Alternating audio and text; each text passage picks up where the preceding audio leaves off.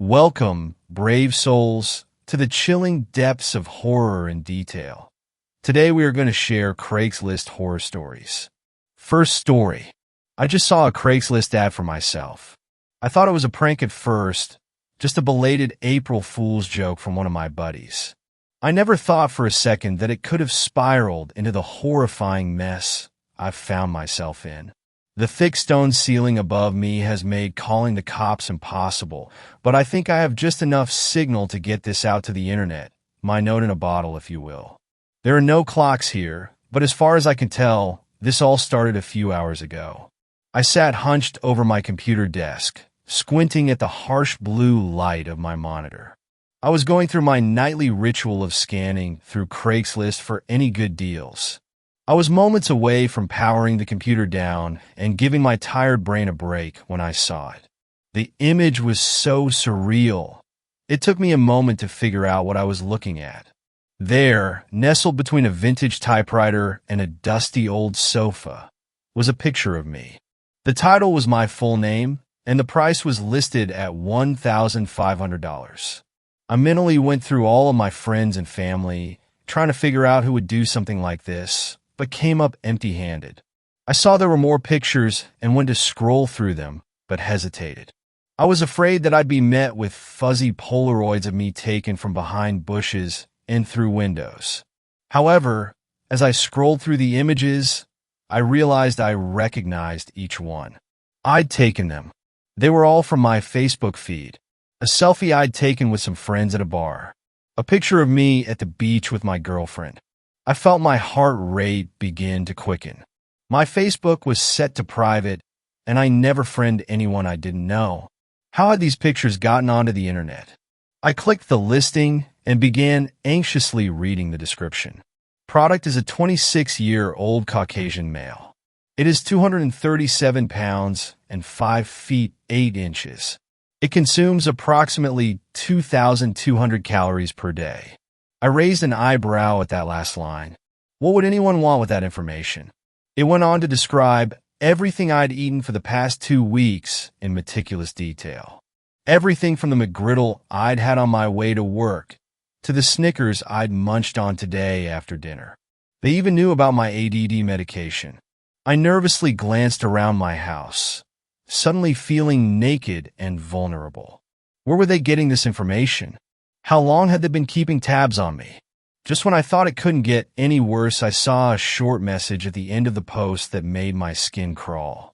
Product is unathletic and should be easily collected by 2 to 3 people. Bringing weapons are suggested but not needed. Collected? Any hope of this being a joke was beginning to evaporate. How many people had seen the listing by now? What kinds of people go searching for a listing like this at all? Then I had a thought that made me bring a hand to my mouth. Did this page have my address listed? It seemed terrifyingly possible. The listing had seemingly every other detail about me. Why not that? My eyes scanned the web page until I found a message that explained everything. Address for $1,500. Email me if interested. It made a sick sort of sense. They found a way to monetize their stalking. Why let such great talent go to waste, right? I wondered how many other people he'd done this to, how many home invasions and robberies and abductions he'd helped facilitate just for a few $1,000. I immediately flagged the post, hoping to have it taken down. However, I quickly realized it would take hours, maybe even days for the moderators at Craigslist to get to it. I didn't have that time to spare. My fingers flew across the keyboard, searching Google for some way to get a hold of the people at Craigslist. But in the end, all I could find was a generic contact form. Getting desperate, I opened my email to try one last gambit. I plugged in the seller's address, a random string of numbers and letters, and typed out a desperate plea to take down the listing, offering 5 times the original price. Waiting for a response was torture. I passed the time by running around my house, locking all of the doors and windows. I also turned out all of the lights to make it look like no one was home. I knew realistically the odds of some psycho seeing the post was slim, but the internet was a big place and I didn't want to take any chances. I was so on edge that by the time I heard the ding of the email notification, my heart practically jumped out of my chest.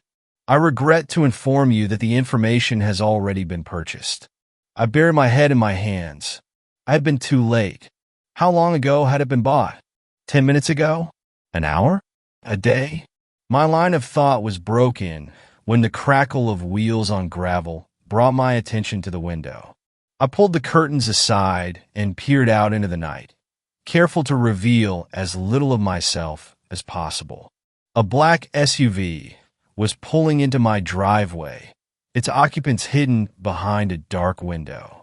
I told myself everything was fine, that they were just doing a three-point turn and would be gone any minute. However, instead of driving away, the doors popped open in unison. Two figures emerged from the car, dressed head to toe in black. I wanted to turn and run, but fear had paralyzed me.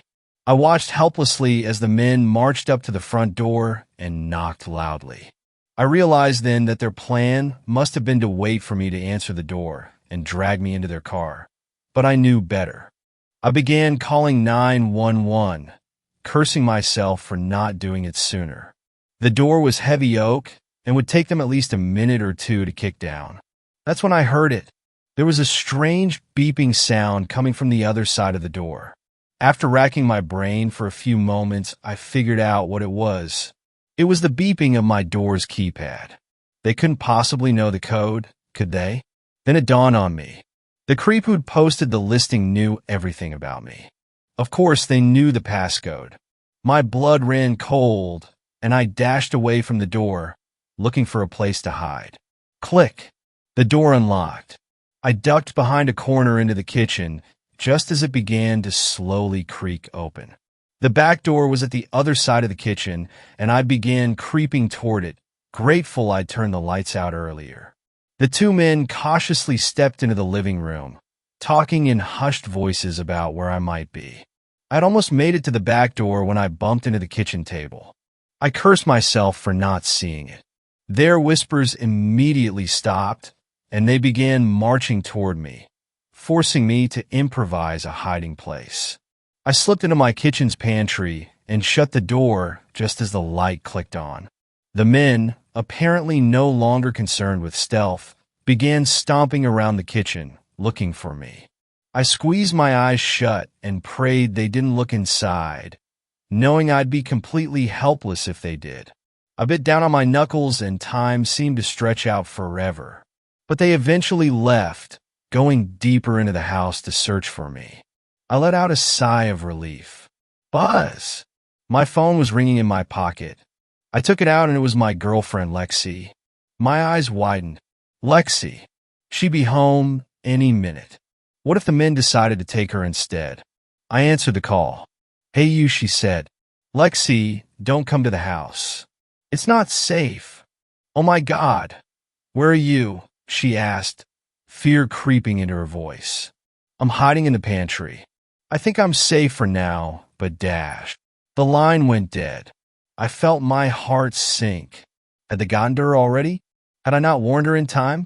Then I heard something strange vibrating noise in the room over. One of the men's phone was ringing. He answered it and listened a moment. His voice was raspy and muffled. He's where? Another pause. Then footsteps, thundering straight toward me. My mind raced momentarily, and then it hit me. The one who had posted the listing hadn't been stalking me. They had been living with me. Lexi was the one who'd posted it, and she just told them exactly where I was. I burst out of the pantry and made a break for the door, just as the two men rounded the corner behind me. I wanted to look back, but fought the urge. If I looked back, I'd get nervous, and if I got nervous, I'd stumble, and if I stumbled, they'd drag me into their car and do God knows what. I flung open the back door and ran into the cool, damp air. However, before I could make a break for it, one of them caught me by the hood, snapping my neck back. The fabric tightened around my throat like a snake, making it hard to breathe. I blindly threw an elbow behind me, and it connected with his ribs. The man cried out in pain, and I felt his grip loosen by just a fraction. A fraction was all I needed. I tucked in my chin, drew in my arms, and wriggled out of the hoodie, falling to the wet earth on hands and knees. I made a mad dash for the trilene. As I ran, I heard angry shouts from behind me. "Just shoot! The damn thing is jammed! Oh, give me that!" A loud pop rang out in the night, and something whizzed past my ear. I wondered what they'd shot at me. The sound was too quiet to be a gun. A quick glance behind me revealed one of the men was holding what looked like a small, lightweight sniper rifle. It was green with a strange white chamber at the bottom. "What the hell is that thing?" The man shoved something inside, clicked it back, and took aim. Pop! Fear shot through me like a bolt of electricity. I jerked my body out of the way, just in time for something to fly past me and bury itself in a nearby tree. It was a dart. They were shooting at me with a tranquilizer gun, like I was a wild animal. The trilene was about 40 feet away now. My lungs felt like they were full of bees, but I kept running anyway, knowing if I slowed even a fraction, they'd catch me. I did my best to avoid the darts, diving out of the way whenever I heard one of those sickening pops, but eventually my luck ran out. Just as I reached the trilene, ready to disappear behind the dense foliage, I felt a red, hot sting in my back. Exhaustion began flooding my body, making my movements slow and sluggish. The world spun around me, and soon I found myself on the forest floor. My memories of what happened next are jagged and frayed. The click of a trunk, the jangle of chains. When I finally came to my senses, I found myself on a damp, concrete floor, bathed in darkness, shivering from the biting cold. The only noise breaking the eerie silence were the heavy thuds of footsteps over my head. They left me my phone, maybe to keep me from going crazy, maybe to taunt me. To ensure I can't ask for help, they've somehow blocked all posting or messaging features. At least, almost all of them. No Sleep is the only place that I can post. At first, I thought they'd made a mistake. I thought maybe this subreddit had just slipped past them. But now I'm starting to realize it's because they think no one will believe me. But that can't be true. At least one of you has to believe me, right? Second story. I think I made a big mistake posting my address on Craigslist. For the last few days, I've been home alone. Completely alone in an empty apartment. A few weeks ago, my boyfriend got a great job offer out of state. We've been wanting to move out of FL for quite a long time. So when he got the offer, we didn't hesitate to pack up and head out of town. Even with a full month of rent paid at our current apartment. With the quick move, I didn't have a chance to say goodbye to several good friends and figured since the rent was paid, I'd come back myself and spend a couple of weeks. My job allows me to work remote or from their FL office, so even though my app is empty, no cable/internet, I still had a place to work. When I said the apartment was empty, it wasn't completely true. I had a large piece of furniture I decided to sell rather than move and posted it on Craigslist. This is where I think I made a big mistake. I posted my address. Granted, my address wasn't up long. The furniture sold that same day. But since I posted the ad yesterday, weird things have been happening. The first thing that happened didn't seem that strange at first. Thing is, I have a cat, so I'm used to noises coming from all over, and almost every time it's the cat being, well, a cat. He's the type that likes to knock things on the ground for fun. Oh, you were drinking that? Yep, no remorse. So when I was laying on my air mattress reading Got and heard a bunch of commotion from the kitchen, I just thought, oh, there he goes again, and went back to reading. Until I remembered the cat isn't even here. We took him to our new place. So I awkwardly rolled off the air mattress. Why is it so difficult to get up off these things? And went to the kitchen to investigate. A few red Solo cups that had previously been on the kitchen counter were on the ground. I looked around, and the only thing I could figure is that the fan was on, and it had blown them off. At least it's what I told myself in order to get to sleep. The truth is those cups had been sitting on the counter the whole day. And the fan was on. Why did they just fall to the ground now? I put it out of my head and turned the lights out and read my Kindle a bit more before falling asleep. I woke up at 3 a.m. to a rattling/jingling sound. Like someone was shaking a jar of pennies or maybe a set of janitor's keys. I'd never heard a sound like this before, Nothing even slightly close. It seemed like it was coming more from outside the apartment, but it was still really loud. As soon as I got out of bed, the noise stopped. I turned on every light in the house, but couldn't find the source. So I went back to bed with all the lights on. It was comforting having all the lights on, and I slipped into a deep sleep almost immediately. When I woke up this morning, I didn't realize until I flipped on the light switch in the bathroom that every light in the house was off. No one has ever told me I sleepwalk, but I couldn't think of any other reason the lights were turned off. The front door is locked by a deadbolt and a regular door lock. I shook it off and got ready for work. When I had showered and gotten dressed, I grabbed my purse to leave, but I couldn't find my keys. Because I hate searching for my keys in the mess I call a purse, I keep them on a carabiner and clip them to my bag. It's such a habit. I clip them to my bag without even thinking about it. When I didn't find them on my purse, I figured there's always a chance, I don't know, that I put them in the freezer with the groceries I brought home, or put them on the kitchen counter by mistake. But I looked everywhere and nothing. They weren't in the freezer, fridge, microwave, counters, bathroom, or anywhere else. Then I remembered the jingling sound I heard in the middle of the night. I went to look, even though it was nearly impossible for them to be outside. The only way is if they had fallen out of my bag on my way in the house. And I needed them to get into the house, so would have missed them last night, not now. I went outside, and there were my keys, lying on welcome mat outside my front door, covered in something red, like blood, or something that looks awfully similar. That's when I knew I might have made a big mistake posting my address on Craigslist. Third story. Well, I'm never taking a job on Craigslist again.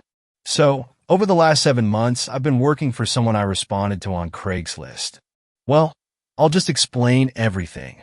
This seems like an appropriate place to post this. I was scouring the internet for some sort of paying gig. I didn't really care what. Then I came across a post on Craigslist. I had just refreshed the page and there it was. Someone was looking for a person to come by and feed their pets. I assumed they were going out of town or something. So I contacted them and left my number through email. I got a response immediately in the form of a phone call. The caller was a man who explained to me that he was moving out of town and his parents had cats they wanted fed daily. I gave the man my name so he could run me through a cursory background check, and in about 20 minutes, I was hired. I went there the next morning to get all the instructions and whatnot, and met the man I'd spoken to on the phone. His name was Ben. Ben explained to me that he would no longer be able to care for his parents' cats, and that his parents needed to focus on themselves, so I was being brought on to take care of that.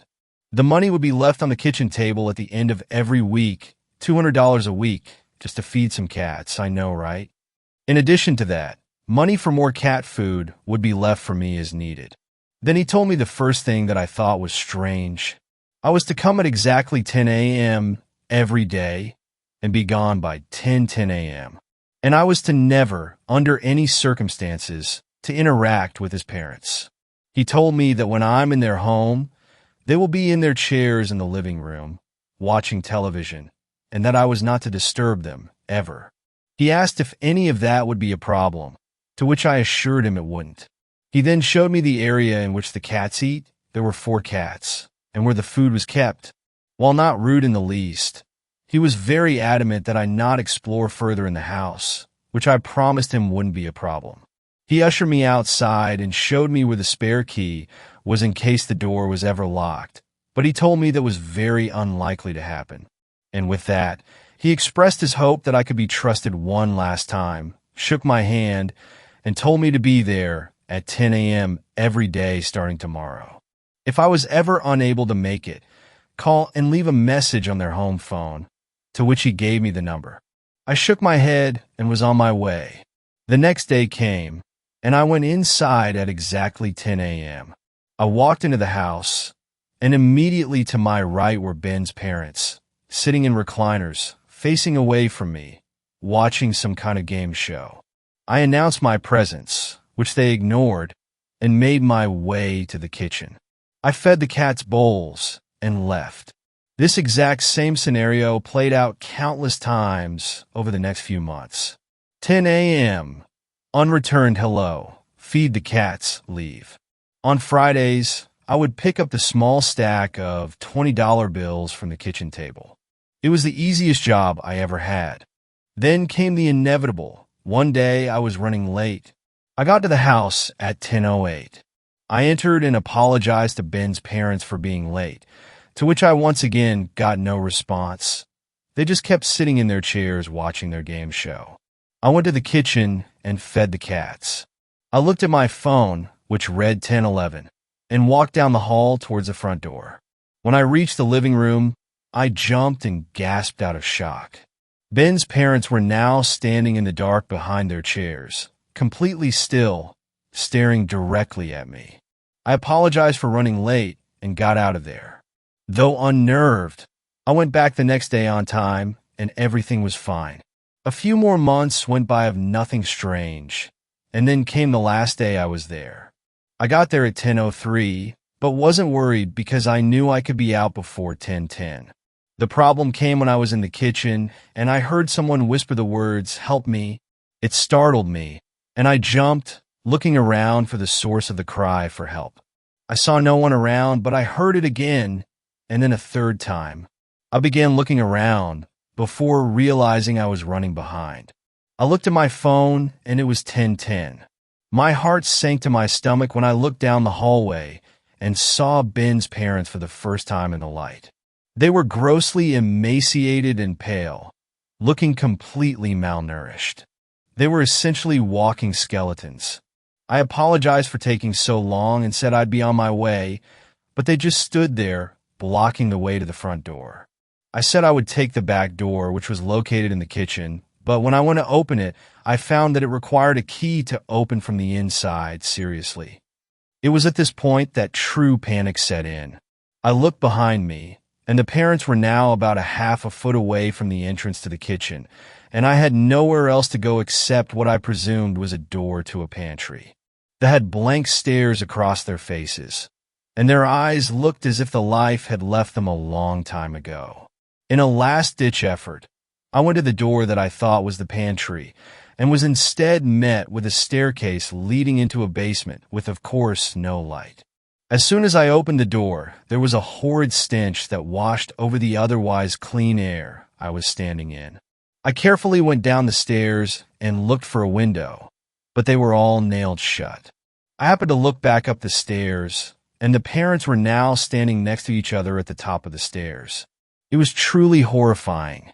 I pulled out my phone and called 911, not knowing what else to do, and when I explained my situation, they said they would send a car out immediately and to stay on the phone while they connected me to the unit en route.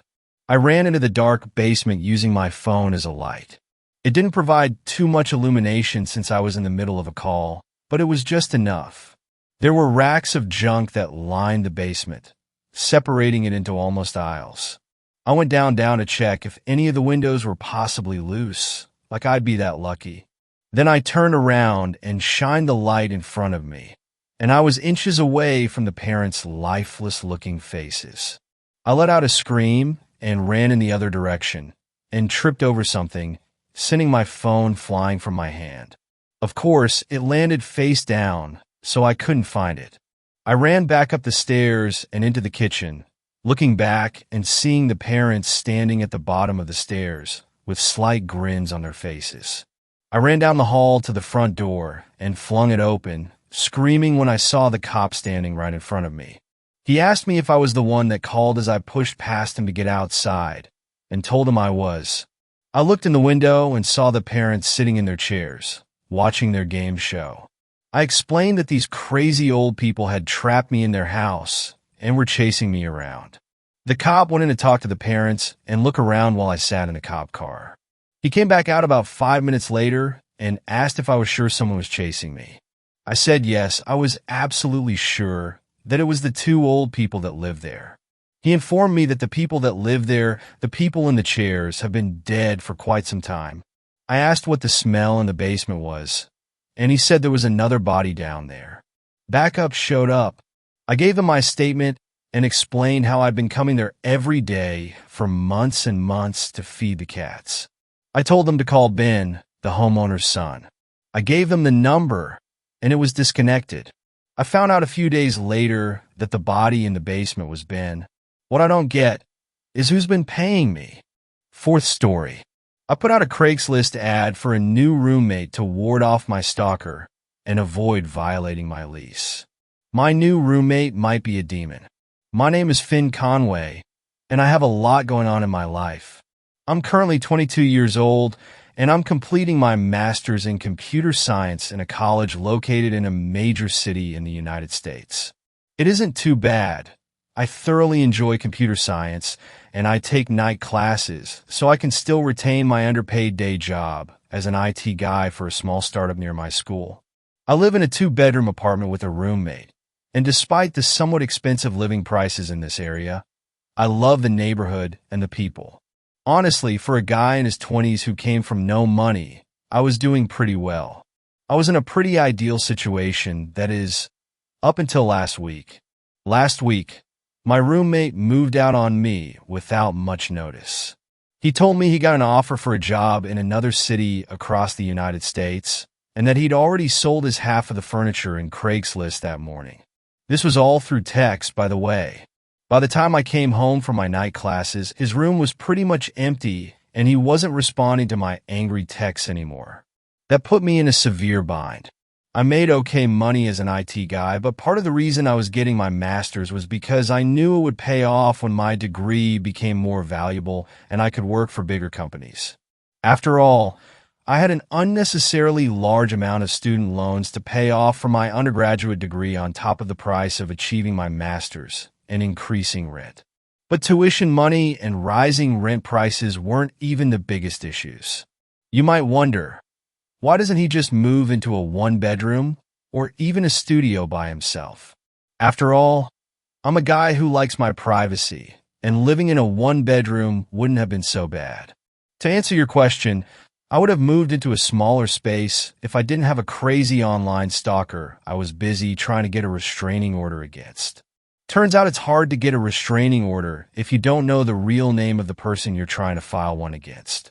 You see, I used to play a popular online video game back in high school where you could get married with other players to boost stats, and this one girl took our in-game marriage way too seriously. She thought we were actually married. She would send me messages that were extremely creepy and a violation of my privacy, including asking for nudes and sending her own. I was very disturbed. Even though I told her I wasn't interested, that I was gay, and I only married her for boosted stats, she continued to press on with the creepiness. I brushed her off as an overzealous gamer girl and eventually stopped playing the game entirely. But then she started finding personal information of mine online, like my private Facebook, Twitter, and phone number, and it eventually escalated to finding where I lived. She started sending threats against me and my family. Things got creepy, and I had to file a report against her. She's been laying low for a while, but you can't blame a guy for being cautious. After all, I moved a total of 3 times since she first found my address, and she managed to find me every time. So yeah, a lot's going on in my life. You could say I had a streak of bad luck. I honestly hoped it was just mere bad luck and not a sign of something worse. Balancing my master's, my job, and warding off a crazy stalker has not been easy, but now I had to find a new roommate to fulfill what's left of my lease.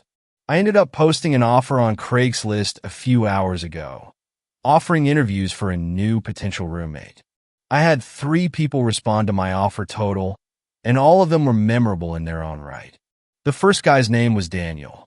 He was a normal, plain, and average guy working on his PhD in chemistry, which was everything I wanted in a roommate. I asked him all the standard questions. How often did he clean? What times would he generally be home? If he smoked, etc. He had all the right answers, the perfect demeanor, and seemed like a normal person overall. After everything I'd been through, I would have thoroughly appreciated some hint of normalcy and constance in my life. Overall, Daniel seemed pretty promising, and I honestly would have just gone with this guy if it weren't for the fact that I had 2 more interviewees right after him. I didn't want to blow off the other 2 interviewees and wanted to give them a fair chance. So I told Daniel I'd call him back within a day or 2, and we left on good terms. Daniel was certainly a compelling choice. The second guy's name was Hector. Hector was interesting if I were to be polite, and a complete nutjob if I were to be frankly honest. When he walked in the room, I didn't suspect anything at first. He also seemed pretty average tall, tan, wavy black hair, really bad dark circles. He looked like he hadn't slept in days, but otherwise he looked pretty normal. But then he opened his mouth, and I knew I had to end this interview quickly. "Hi, thanks for coming to the interview. You're Hector?" I said, closing the door. I led him to the living room. "Yeah, nice to meet you." Hector flopped down in the seat I offered him, seemingly admiring the armchair I got from a garage sale a long time ago. "This is a really nice place. Reminds me of my own room back down under." "Down under? Oh, so you're from Australia?" I was surprised. He didn't have an Australian accent that I could detect. "No, I'm from hell," Hector replied casually. I cocked my head in curiosity. "Hell, huh? Is that a city in Australia?" I asked. I never heard of a city named Hell personally, but that didn't mean it didn't exist. Hector leaned forward in his chair, resting his elbows on his knees. "No, hell. You know, burning fires? Scorching heat? Where the souls of the condemned go to get tortured for all eternity. Sounds like Australia to me." I tried laughing it off. Hector didn't look so amused. "No, man. I'm a demon." "Like a demon at games? Or sports? Or something?" "No, like a demon. I included it in my application." I remembered reading that. Name, Hector. Occupation, unemployed demon. Previous residence, the sixth gate of hell. I thought he just had an odd sense of humor. "I thought you were joking," I said after a brief pause. "Yeah, so I have a funny story for you. I got kicked out of my place recently for refusing to eat humans. They got offended and said I was being difficult and not following the customs of our kind or whatever. But I'm honestly just tired of eating humans and I want to try new things. There are so many different things to eat in this world, and you honestly get sick of eating humans after a couple of centuries." "Aha! You don't believe me," Hector remarked, sitting back in his chair. "No one does. You humans need to open up your minds more. Is this some sort of prank? Am I on camera?" I looked around the room to see if there were any camera crews waiting to jump in at the right gotcha moment. "No, I can promise this isn't a trick of any kind," he replied. I glanced at the clock.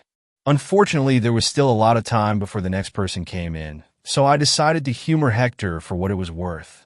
At the very least, when this was over, I could tweet about having the weirdest person come into for an interview and earn some internet points for that. "Okay, let's say you really are." I made some vague hand gestures. "Demon." Hector finishes. "Yeah, demon. Why would you want to live here, of all places?" "Well, when I was kicked out of hell, I wasn't given much. I left with only the clothes on my back, so I had to pawn off a gold watch I stole from a rich guy in the 1900s and got a lot of money for that. Don't worry, though. I'm confident that I can find a job within a month of living here for sure. At least I think I can. And you were kicked out because you refused to eat humans?" "Yup," Hector said, popping the P. "You really don't eat humans? Then are you like the equivalent of a demon vegan or something?" I asked cautiously. "Not exactly. I still eat humans when I have to. I'm just not a picky eater. Most demons are what you'd call elitist and consider human souls gourmet and expensive just because it's gotten really hard to eradicate you lot. Your kind is getting smart. It was definitely easier to eat humans when they didn't wash their hands, and all it took was the plague to eradicate half of the population." He replied, crossing his legs and folding his hands over its lap. "So then, what do you eat?" I probed. "Same things as you. Chicken, pork, the occasional medium rare steak when I can afford it. But I consume the souls. Their other bits are tasty too. Blood's always better fresh, and bones have a surprisingly good amount of soul in them. Here's a secret when you're sucking on the marrow. That's their soul, not just bone marrow." He grinned. "That's what gives it so much flavor." "Wow, that's, dark." I grimaced, looking up at the clock behind Hector. It wasn't anywhere near the time for the second interview, but this was clearly headed nowhere from the start. I eat chickens for their souls. You eat them for their physical flavor. What's the difference? Hector asked. I paused. For a second, it was almost as if he had a point. But you used to eat humans. I countered, ultimately unconvinced. And you used to like Nickelback unironically. Or maybe you still do. Hector motioned to my signed Nickelback poster on the wall adjacent to him. I felt my face getting red. I knew I should have hidden that before the interviewees came in. I was slightly offended that he would call me out like that. Point is, a few years can drastically change you humans. And for us demons, a few centuries can change us too.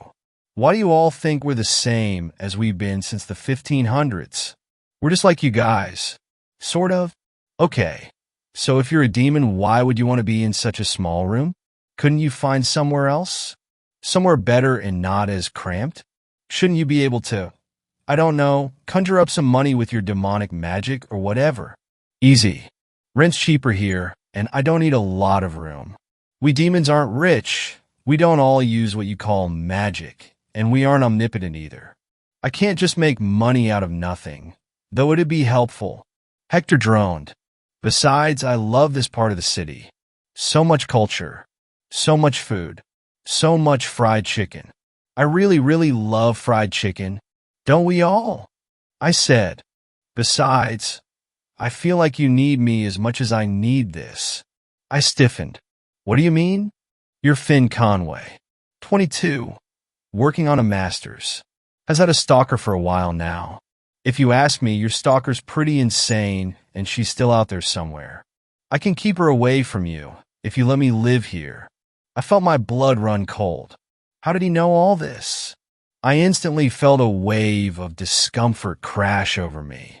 I mean, that's what I got from your Twitter account, anyway. You should really make it private. Everyone can see your information. He mentioned, noticing my discomfort.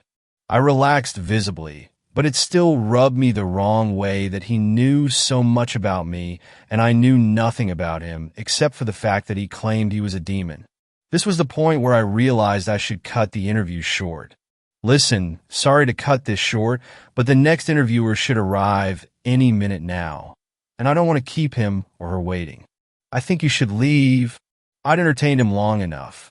This weird demon roleplay of his was going way too far, and I wasn't interested. I had enough craziness in my life from having to deal with a stalker. I couldn't deal with a delusional roommate. Plus, him knowing my whole life story from Twitter was a little too personal for my comfort.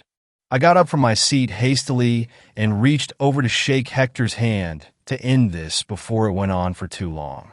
It was cold to the touch, but what was colder was the unexplainable pang in my chest when I saw Hector's downfallen expression. Oh, okay. When do you think I'll hear back? He asked. I rubbed the back of my neck, a bad nervous habit. Soon. Probably a couple of days. I'll call you about it. I lied. I wasn't planning on calling him back, and he probably knew it. Even if his story were true, I wouldn't want to live with a formerly man-eating demon who claimed to be on a chicken soul diet. But it wasn't true. Demons weren't real. This man had clearly lost his marbles, and I didn't need a crazy roommate on top of everything else on my plate. All right. Cool. Hector got up from his seat, looking dejected. I walked him to the door, and before I closed the door, he spoke up. Listen, I really need this. If there's anything else you need, more rent, more anything, just let me know. I nodded, and he gave a sheepish smile before walking off into the hallway.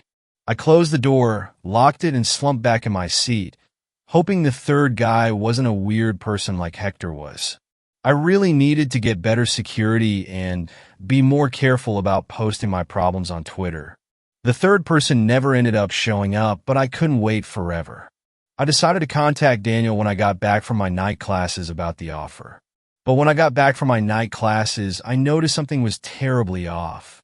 My door was unlocked, but I knew for a fact that I locked it when I left. I double-checked these kinds of things all the time, being the neurotic person that I was.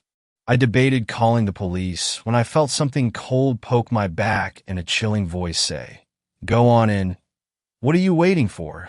I froze up and turned my head to see a small, skinny woman in a wedding dress and messy, matted, greasy hair with bad makeup pointing a gun in my direction. Who are you? Oh, don't act like you don't know. Mr. Peanut Butter 26. She grinned, revealing teeth that looked like they hadn't been brushed in a while. I instantly knew where this was going and who this was. Only one person would refer to me as my shitty username from that stupid game years ago. My stalker had found where I lived again, and this time she was taking things to a whole new level. Or should I say, my darling husband?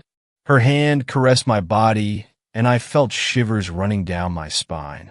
If she hadn't had a gun, I would have been able to easily turn the tables on her. She was easily a head shorter than me. How did you find where I live? I grit my teeth and looked around for security cameras, hoping they'd pick up on this very illegal activity going on. Don't bother. I already set all the cameras on loop, and no one comes home this late, but you. Now, unless you want me to shoot your pretty little brains out, I suggest you go inside. She pushed the gun into my back forcefully, and I quickly turned the knob to my door and went inside. The apartment was dark and cold. My interior was decked out in candles shaped into a huge heart with rose petals scattered around, and a chair in the middle of the heart of candles, which were the only source of illumination besides the lights from the buildings outside the window. Under the chair was an intricate-looking summoning circle, the design of which I recognized from the game. In-game, that summoning circle would have summoned a fae from Ashtonhelm, a fictional land, who ordained your marriage in the name of magic and goodness and made it official. My stalker was really trying to marry us like how it was done in the game. Sit, she ordered. I did as I was told, and she brought duct tape from under her dress to wrap my limbs around the chair. She then went to the kitchen, humming a tuneless song. Listen, I don't know what you want or how you got here. I don't know how the fuck you managed to fly under security personnel dash. You know what? You're always so mean, Finn. She cut me off. You're always playing so hard to get. Always. Her deranged voice shut me up quickly. I understand, though. I want my future husband to prove their worth to me, too. But we're together now, and nothing can get in our way this time. Not the computer screen, not the cops. Amy and Finn.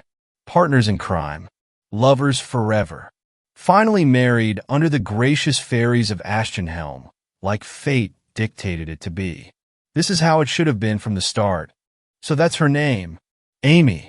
She brought over 2 glasses of a dark red liquid from the kitchen on a silver platter that I didn't know I had. Drink this. She cooed.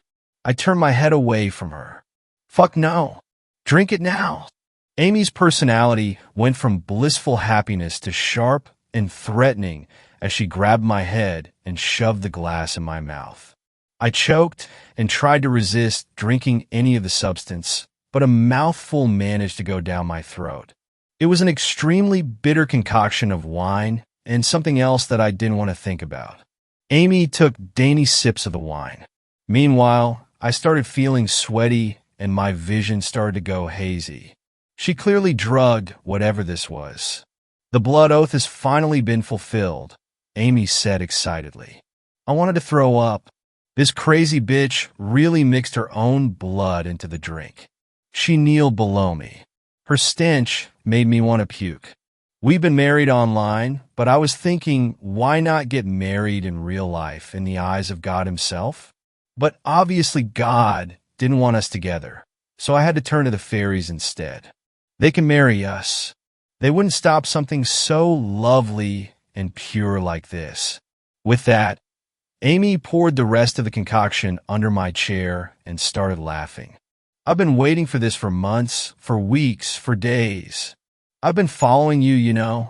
You really let your guard down, but I find that so adorable about you. When I saw that you posted a Craigslist offer looking for a roommate, I just had to make sure that it was you. And it was... So that's how she found me. My stupid Craigslist ad. It just registered to me that she might have been the 3rd interviewee who never showed up, and in that time she must have scouted out the area to plan this shit.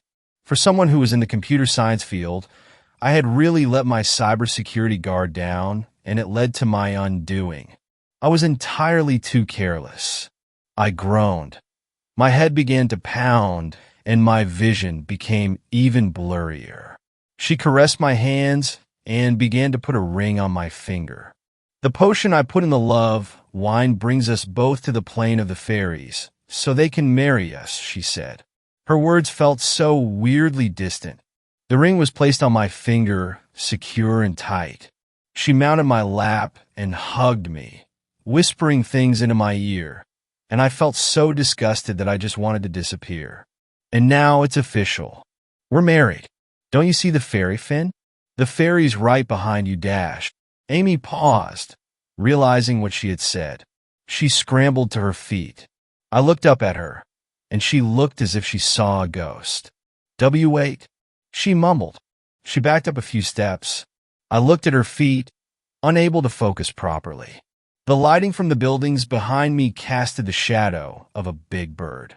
Who's there? Who are you? Amy pointed the gun in my direction, and I couldn't even physically flinch from the drugs.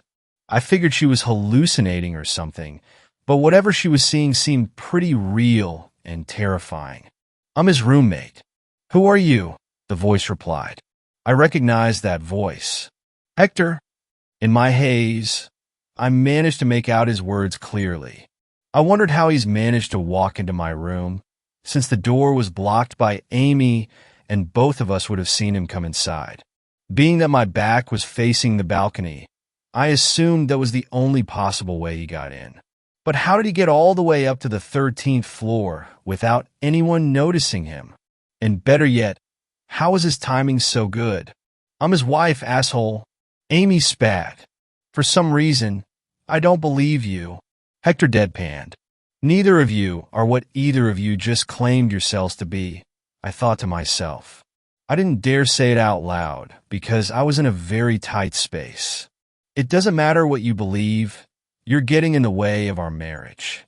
And no one can stop us. Amy sneered. How did you get in here? You should have really looked up that symbol before you drew it. It kind of opens a portal from my world to yours. When you poured blood over it, it activated the portal. Does that explain things? I began turning my head towards Hector, only to be stopped by his firm grip on my shoulder.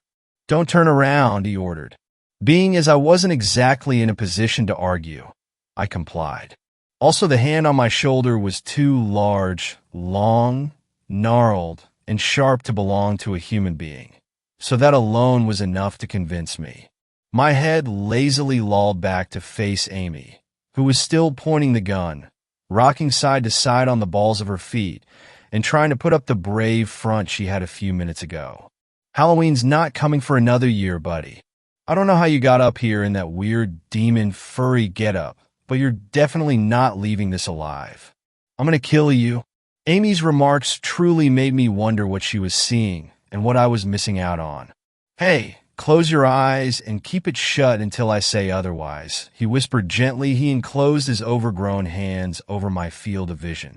Petrified and drugged to high heaven, I did what I was told to do and shut my eyes. I have a gun, and I know how to use it. Stay away from me. I mean it. If you don't, I'll shoot. Amy's voice was faltering. From her tone, she clearly didn't know how to use a gun and wasn't planning on actually using it. These were all empty threats, at least I hoped they were.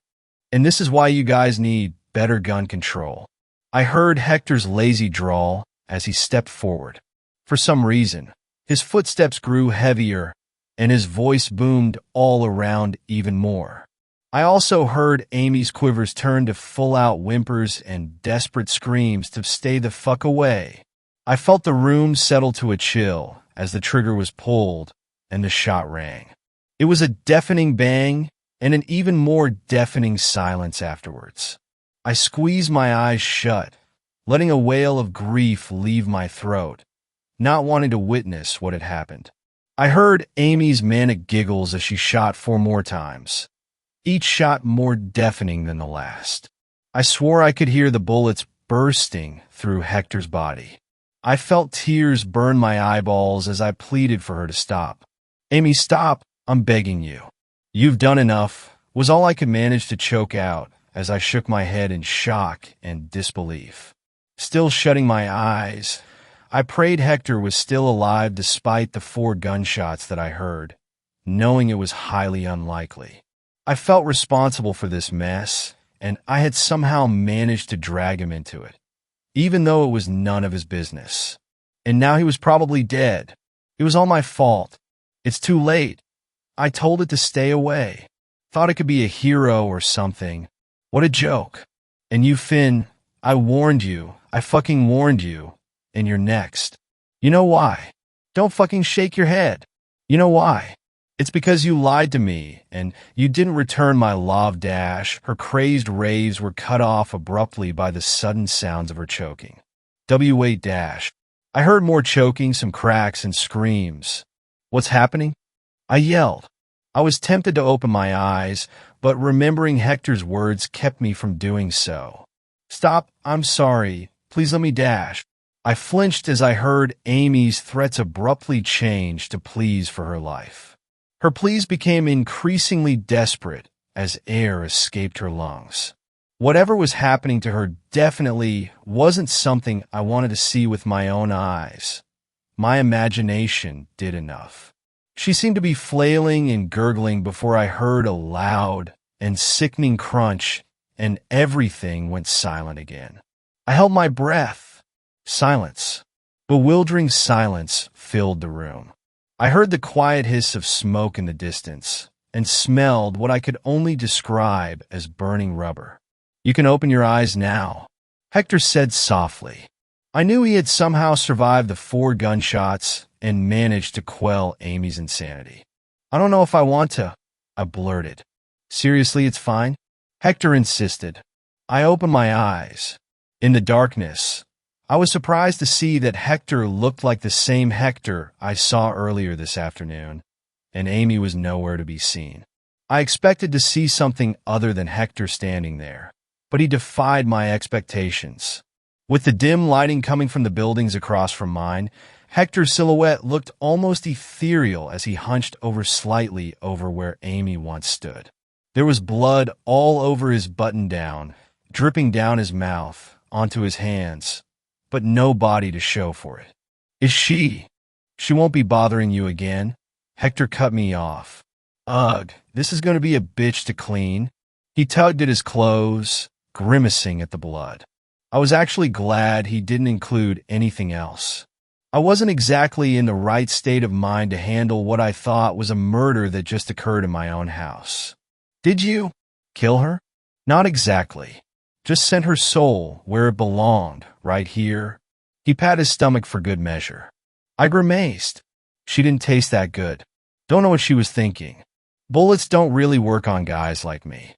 But I guess she couldn't have known that. I'm sure. Told you I was a demon. No one ever believes me. You can't blame me, it all sounds like crazy talk. I don't even know if this is real right now. I could be hallucinating everything. Well, she roofied you to oblivion, so I don't blame you. You're probably seeing shit you shouldn't be seeing on top of all this. But it's real. You don't have to digest all this now, though. Speaking of digestion, she really ruined my diet. I didn't want to eat her, but it looked like I had no choice. Hector seemed to be talking to no one in particular as he went over to the kitchen to wash his hands. I stayed still in the chair, trying to come up with the right words to say. Hey, listen, I said as Hector approached me with a scissor. I was probably slurring my words, but I hoped I was still coherent enough to make sense. I know we started off not exactly on the right foot, but I wanted to know if you were still interested in the offer. You really saved me from a tight bind just now, and I feel like it's the least I can do. Hector shrugged. I don't know. I felt pretty offended earlier when you just, kicked me out. I don't like being rejected. I had nothing to say to that. Hector glanced up at me, a mischievous glint in his eyes. If you throw in some fried chicken every Friday, I might consider it. I blinked. Sure. Fried chicken every Friday. Not a problem. And leniency on the rent. I'll get it in, but it might not be monthly. I don't really have a job yet. I really shouldn't have been making deals while I wasn't sober, but it sounded pretty compelling at the time, and he did save my life, so I agreed anyway. Yeah, lenient rent. Got it? And no Nickelback. Their music makes me want to kill myself, and I'm immortal, so I can't even do that. I nodded blindly. Hector grinned as he began to cut the duct tape from my limbs. Sounds like a deal, roomie. Amy's body was never found, but police found a bunch of Rohypnol and GHB in her house, as well as bullets for an unregistered handgun which was missing entirely from the scene of the crime. When I woke up, I found myself trying to recollect the events with a huge headache. The Rohypnol and GHB in her house were used to roofie me into complacency. The police briefly questioned me after finding her deranged messages to me and neighbor complaints about screams, but did not suspect me at all, as it was clear Amy had a history of stalking guys online, and she had finally snapped. Last I heard, they chalked it up to a disappearance and put out a search for her, but I know they'll never be able to find her. And as for Hector, well, he did his part by saving me from a kidnapping and a potential murder. The whole demon bit is still a little off-putting, but he can't be that bad if he saved my life when he could have just left me to die. I've tried to rationalize his arrival as something other than otherworldly, but I don't know how long I can keep convincing myself. He just finished moving in yesterday. He didn't have much, but the spare bedroom looked a lot better with things finally occupying the empty space again. Hopefully this works out well. I think we'll order some celebratory takeout tonight to commemorate his move-in and my narrow escape from death. Hector wants fried chicken. Fifth story. My Craigslist roommate is creeping me out. 4-6 healthy, happy years. My buddy Brian and I had a good thing going. Our apartment was a rent-controlled gem located just outside Manhattan. 2 bedrooms, 2 baths, a luxurious view of the city, and nobody to whine about our equally shitty eating habits, bachelor lifestyle, and bad hygiene. What more could you want? That ended when the dickhead had to go and get himself married. Brian gave me the heads up 2 months ahead of time. The plan was that he would propose to his girlfriend, Olivia, and then surprise her with their very own new home. I was happy for the guy, but at the same time, I knew that made my options for a new roommate were pretty slim. We didn't have a lot of other friends. I had heard it was not uncommon for young, working professionals in the metro area to find roommates on Craigslist. In my case, that option was an unfortunate necessity. While the rent was reasonable, it was more than I could ever afford on my own. At that point, it was either find somebody else or move back to mom's house. At age 30, I hit the classified sections with full force. The weird thing was that almost nobody responded. I have to be honest, my marketing skills were not amazing. It was hard to think of the ad as anything different than a Tinder description. 30-year-old male looking for cool, understanding roommate.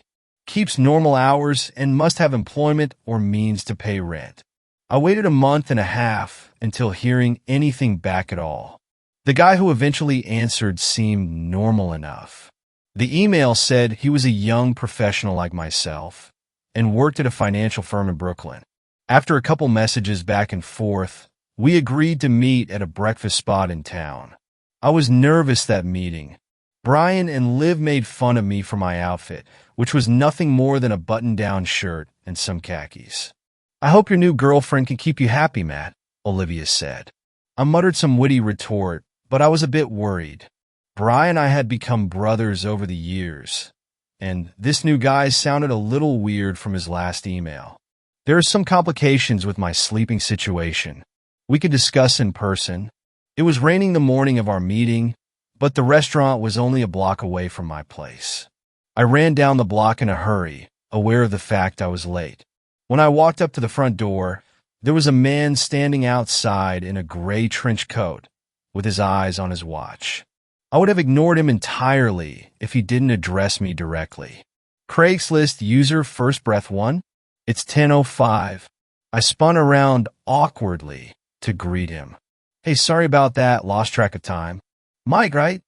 The man nodded and lifted the brim of his cringe-worthy bowler cap.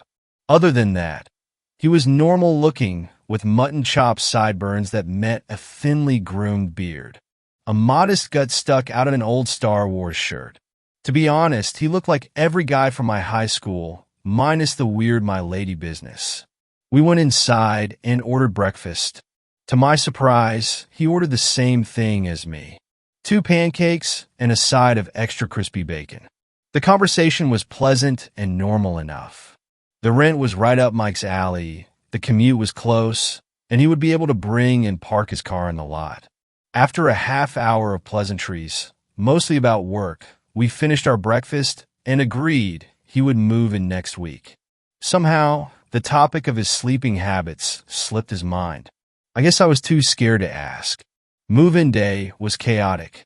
Somehow, we screwed up the schedule so severely that Mike was moving in during the time Brian was moving out. By the end of the night, I was exhausted and went to bed around 10, with the two of them arguing about security deposits and scuff marks on the wall. When I woke up, the watch on my nightstand was the only light, and it told me it was well past 3 in the morning. It's not unusual for me to get up in the middle of the night. Usually, I stumble to the kitchen for a glass of water. Then it's right back to bed. I shook the sleep out of my eyes. After a moment of contemplation, I stood and nearly tripped over my dog, Lola. That was unusual. The door to my room was closed to keep the dog out. As I walked past the corner of my bed, I saw a muted shape in the armchair. Thinking one of the roomies left a bag on my bed, I walked right up and poked it in the darkness. To my surprise, it replied, "Cut the piggy and save some for me," said Mike. I screamed out of my skin, not ashamed to admit that. I tried everything from shaking him to kicking his feet. I didn't want to insult the guy too bad.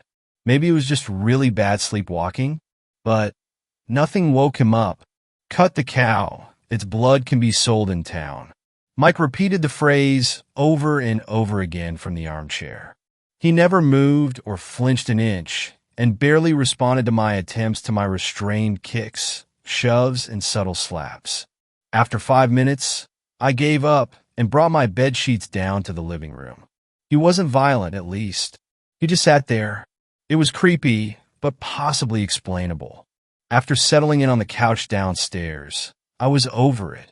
I was prepared to write the whole thing off as the weird sleep issues described in the email. Shortly before falling back asleep, I heard footsteps leaving my bedroom. I called out to Mike to not so nicely tell him off for waking me. But nobody answered. Soon enough, the footsteps dropped melodically down the padded carpet steps to our living room. Then they stopped at the bottom. "Cut the little piggy and save some for me," the voice said, robotic ally. Oh, for fuck's sake. I got up from the couch, grabbed my keys, and sprinted out the door. As I opened it, I caught a glimpse of Mike down the hall. He was staring at the microwave in the kitchen, mumbling the same words to himself. I resigned to spend the rest of the night sleeping in my car outside. It was uncomfortable. When you're a teenager, sleeping in your car is a lot more manageable. As an adult, I felt like an asshole. I should have known the guy was a weirdo from the start. I got about 2 additional hours of sleep before the rising sun peeked through my windshield. That day was a work day, but I was unshaven and disgusting. I needed to go back inside to change and wash the stink of the morning off my skin.